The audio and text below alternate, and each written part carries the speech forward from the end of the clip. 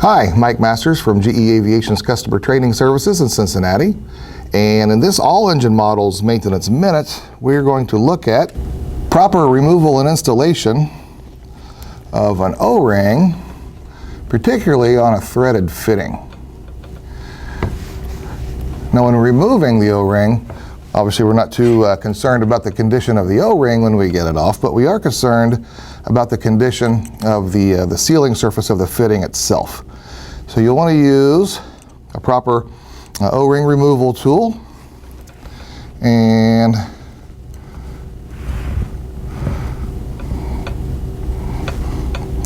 simply slide the tool parallel to the fitting under the O-ring. There we go.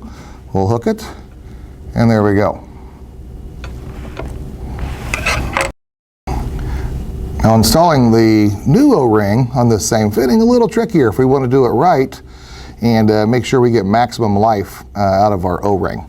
What I have here is just a small strip of Teflon tape,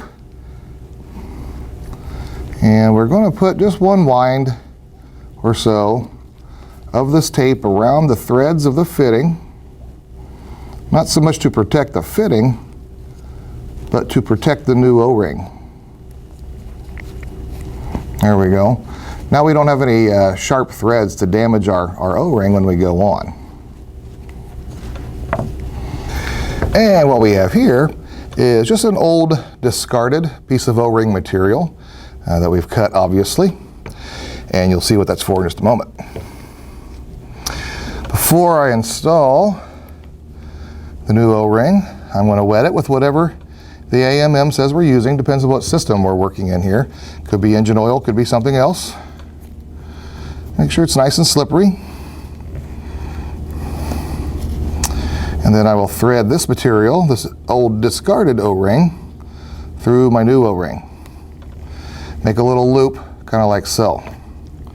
The reason I'm doing that is because we want to avoid like rolling the new O-ring into position.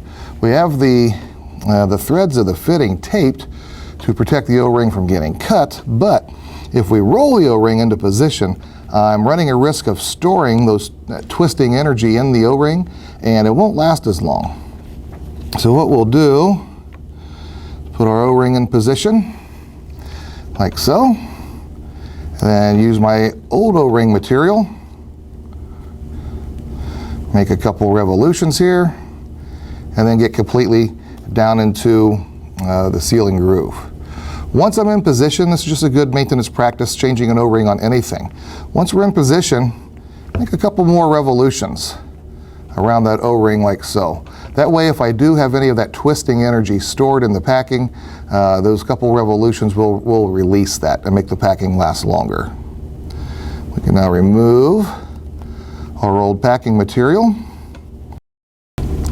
and then remove our Teflon tape, making sure there's no residual tape anywhere on the threads or under the packing. And there we go.